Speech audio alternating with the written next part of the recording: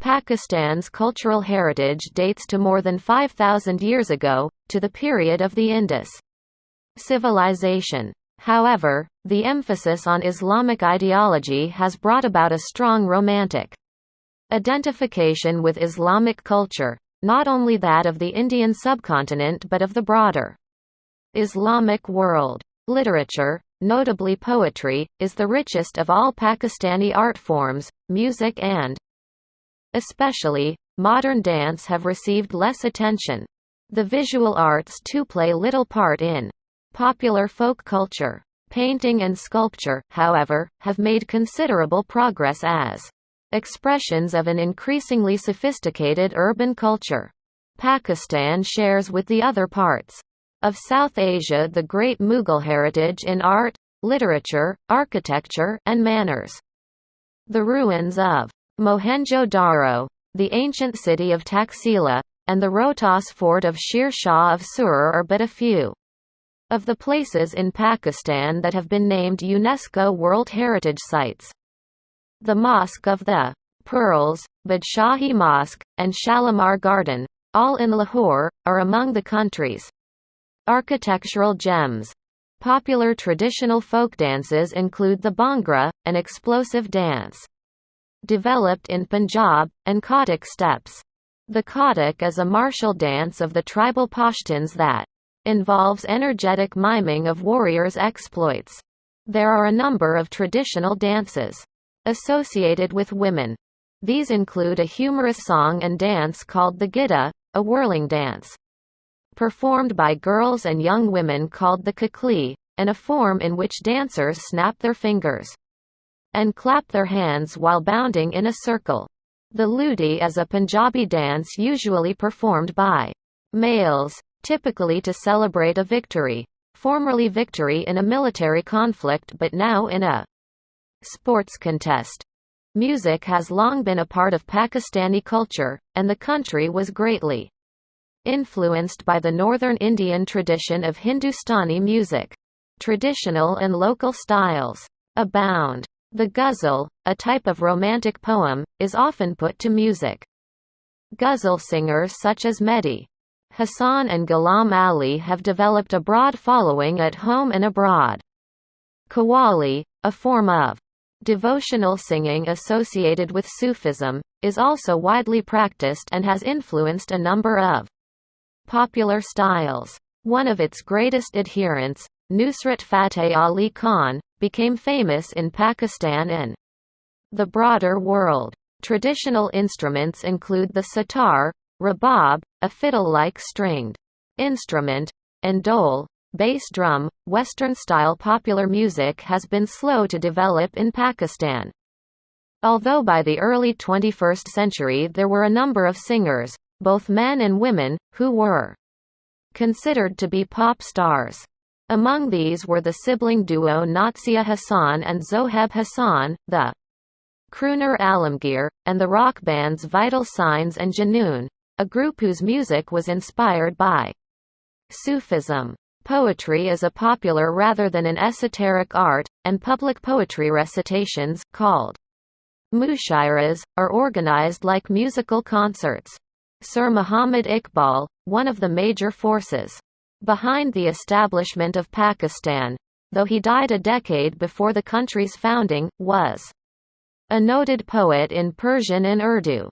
Pashto, Urdu, and Sindhi poets or regional and national heroes. Traditional Punjabi theatre was generally a venue for lower-class street performers and tended to be of a comic, slapstick variety. Commercial theatre in northern India and Pakistan, however, did not appear until the mid-19th century, and then largely in the Urdu language and among the Parsi community. After partition, most professional actors, directors, and writers in the Muslim community gravitated toward the theatre and cinema of India, one important exception being the renowned actress and singer Noor Jahan. The cinema is the most popular form of entertainment in Pakistan. Many feature films are produced each year, mostly in the Punjabi and Urdu languages, and Pakistanis have developed a devotion to movies produced in India despite the political differences between the two countries. Other noted film stars are Sultan Rahi, Sultan Muhammad, and Muhammad Ali, and his wife, Zeba. The songs and music used in Pakistani films have a distinctive character and are often reproduced on records or digital discs and broadcast on the radio. Pakistan's long and rich history is reflected in the number of fine museums found there. The Lahore Museum, 1894, has a splendid collection of arts and crafts, jewelry, and sculpture from various historical periods. The National Museum of Pakistan, in Karachi, 1950, has a number of galleries, which include displays of objects from the Indus civilization and examples of Gandhara art. There are a number of archaeological museums and several private museums with specialized exhibits. The Taxila Institute of Asian Civilizations, founded 1997, was merged administratively with Quaid-i-Azam University in Islamabad in 2007.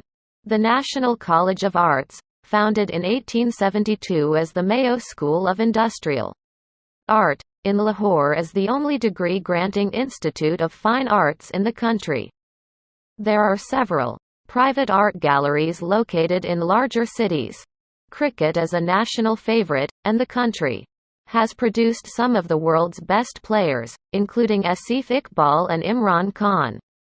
The Pakistani national team won the World Cup in 1992 and has a number of victories in one-day international competitions. Cricket is governed by the Pakistan Cricket Board. Among team sports, only field hockey compares to cricket in popularity. The country has won World Cup and Olympic championships in field hockey several times. Squash is one of the most popular individual sports. Pakistan dominated world competition during the 1980s and 90s, when Jahangir Khan and Jansher Khan, who are not related, won a combined 14 World Open Championships. Pakistan has competed in the Olympic Summer Games since 1948, though the country boycotted the 1980 Moscow Games following the Soviet invasion of Afghanistan. It has not been represented at the Winter Games. Almost all the country's success has been in field hockey, including gold medal wins in 1960, 1968, and 1984. Media and publishing. Government-owned radio and television traditionally have been used in an attempt to harness folk cultural traditions, especially in song, music, and drama, for political and non-political purposes. In 2002, the Pakistan Electronic Media Regulatory Authority (PEMRA) was established to regulate and license privately owned radio, television, and satellite broadcasting facilities. Censorship, particularly of newspapers, is widespread, but Pakistanis have access to a variety of information media via satellite television. Ownership of dishes is growing rapidly, and the Internet, as well as newspapers and journals. Newspapers, in particular those published in Urdu, Sindhi, and English, have a wide readership, and many are available in both print and online versions. Pakistan has numerous publishing houses, which print books mostly in English and Urdu.